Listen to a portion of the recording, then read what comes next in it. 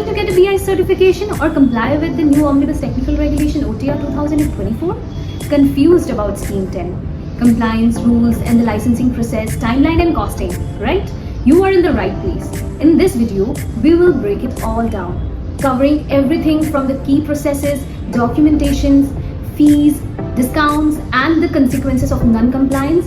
We will all compare BIS, Scheme 10 and OTR rules along with Scheme 1 of BIS and go over the types of products covered under Scheme 10. So let's get started. Scheme 10 of Schedule 2 of BIS is a part of the Bureau of Indian Standards Conformity Assessment Regulations, which defines a certification process for industrial and consumer products, ensuring that only safe and high-quality products reach the market. In fact, it operates under the BIS Act 2016. It's associated with the rules and regulations. The provision for the grant of license under this scheme is defined in Regulation 4 and 5, as well as Scheme 10 of Schedule 2 of BIS Conformity Assessment Regulations 2018.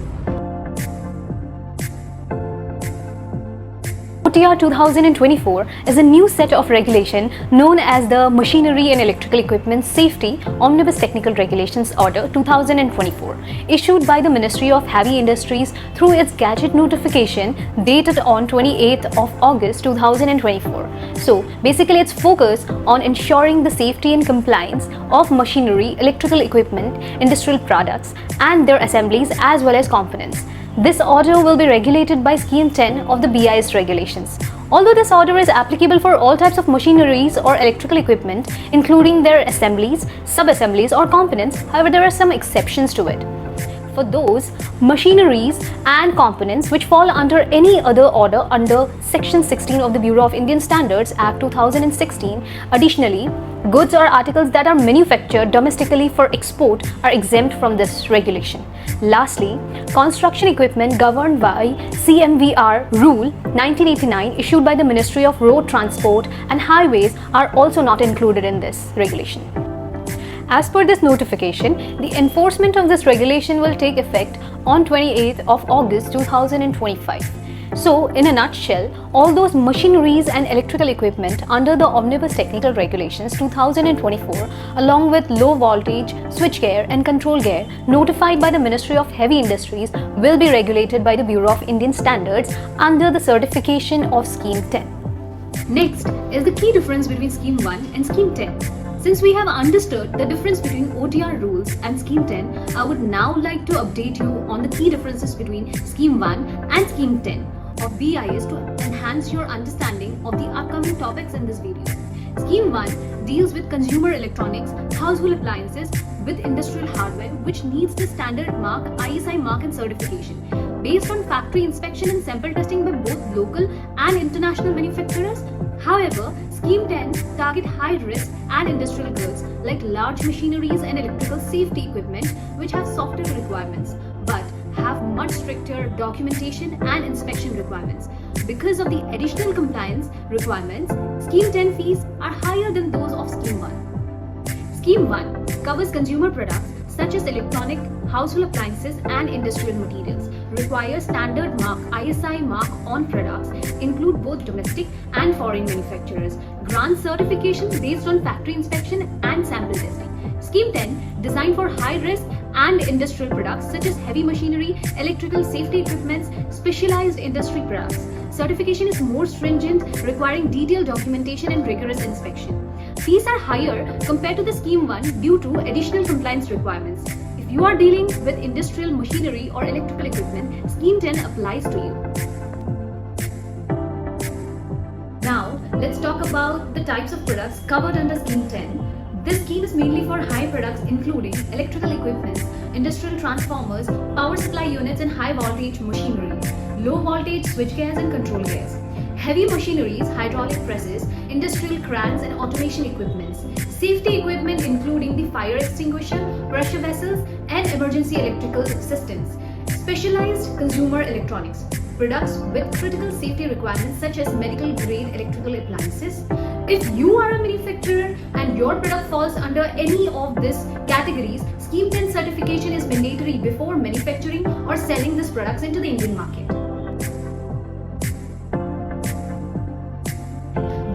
Scheme 10 certification focuses on high safety and quality standards. Here are the key safety measures that manufacturer must comply with.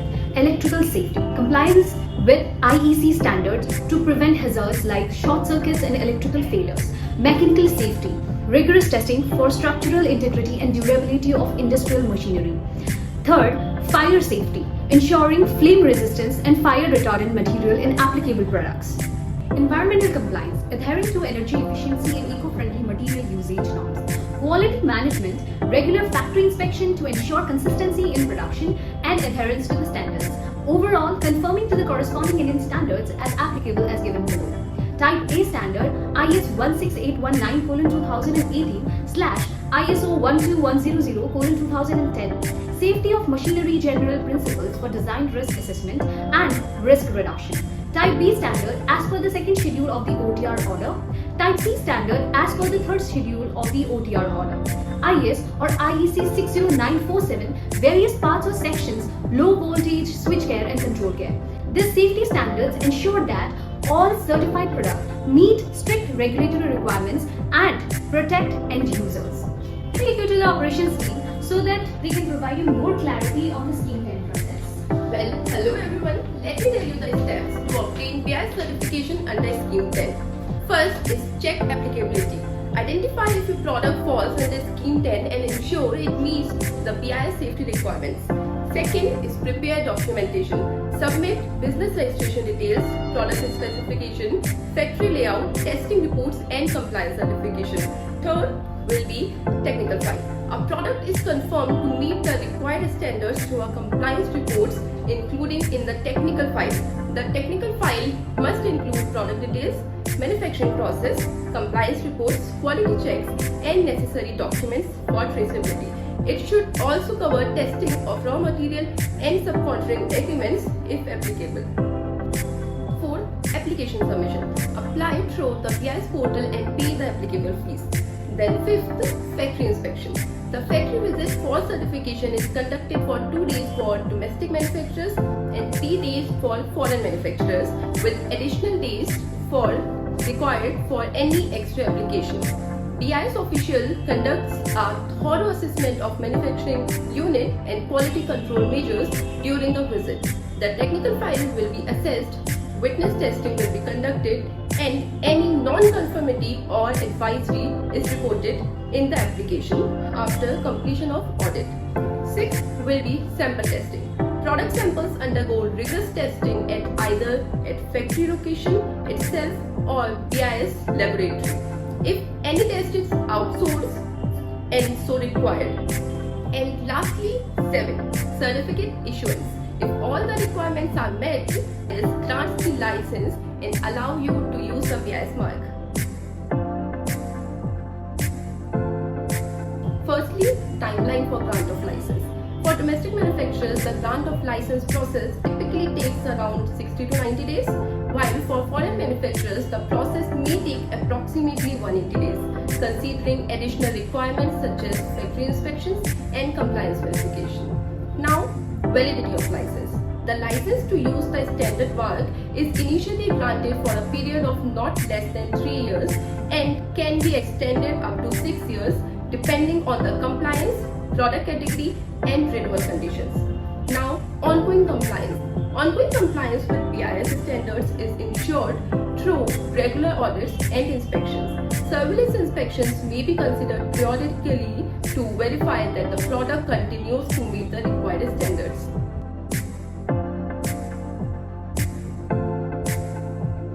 Well, it's important to know that a BIS license is not transferable.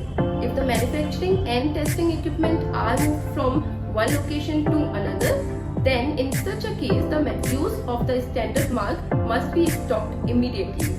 Before resuming operations, BIS will conduct an inspection at the new manufacturing unit to ensure that the manufacturing and testing facilities meets the required standards. Only after BIS finds the new location satisfactory and endorses the updated address in the license, you can continue using the standard mark. So always plan your factory relocation carefully to avoid any disruptions in the certificate and compliance.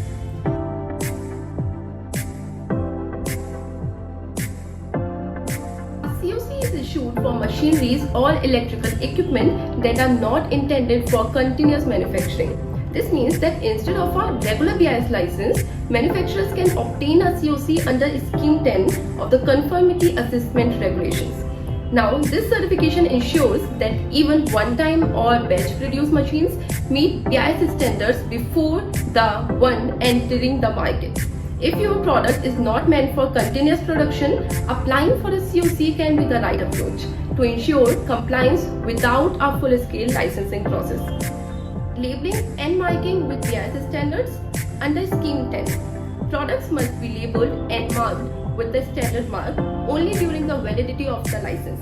Manufacturers can advertise their certified products across various media platforms but must discontinue the use of the standard mark if the license is cancelled or lapsed. Additionally, any use of the standard mark on letterheads and promotional material is allowed only if the manufacturer ensures its removal in case of license termination.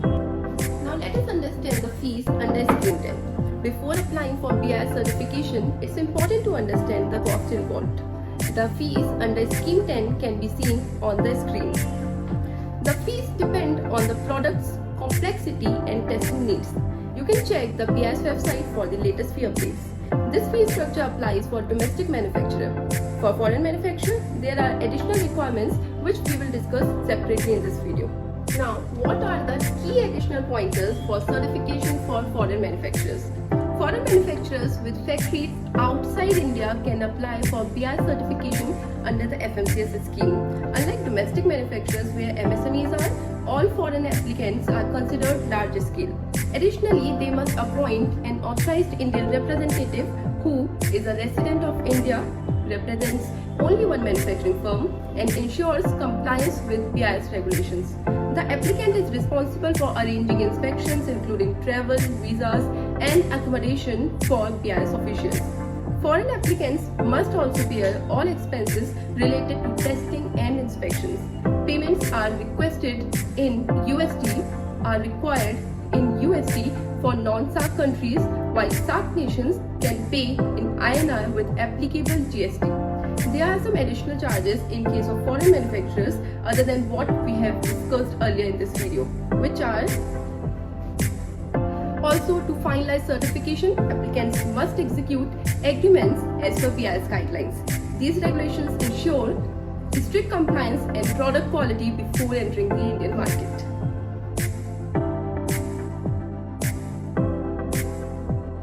Ignoring BIS regulations can lead to serious consequences like heavy penalties for manufacturing or selling non-compliant products. Certification revocation. Your license may get cancelled if violations are found. Market bans. BIS actively records and conducts market surveillance and non-compliant products can be seized. Ignoring BIS regulations can lead to serious problems for businesses. Companies that manufacture or sell non-compliant products may face heavy penalties, resulting in financial losses. If violations are found, their certification can be cancelled, stopping production and sales. BIS also conduct regular market checks and non-compliant products can be seized. Now, leading to market bans and damaging the brand reputation. Following BIS rules is important to avoid legal trouble, ensures product quality, and maintain trust. Businesses should stay updated, complete certification properly, and follow safely standards to prevent penalties, product and protect their brand and keep growing in the market. So, to avoid this risk, always ensure your product meet BIS standards. Alright, so let's wrap up the session today. Oh, before that, now that you understand Scheme 10 in OTR 2024, it's time to ensure your product comply with this regulation. Need expert assistance? We at LF India can help you obtain Scheme 10 certification along with BIS certification, documentation and compliance consulting. Do reach us through one of the given medium with all your questions. We are happy to help. Like and share. If this video was helpful, make sure to subscribe for more updates relating to the regulatory compliance. Thank you.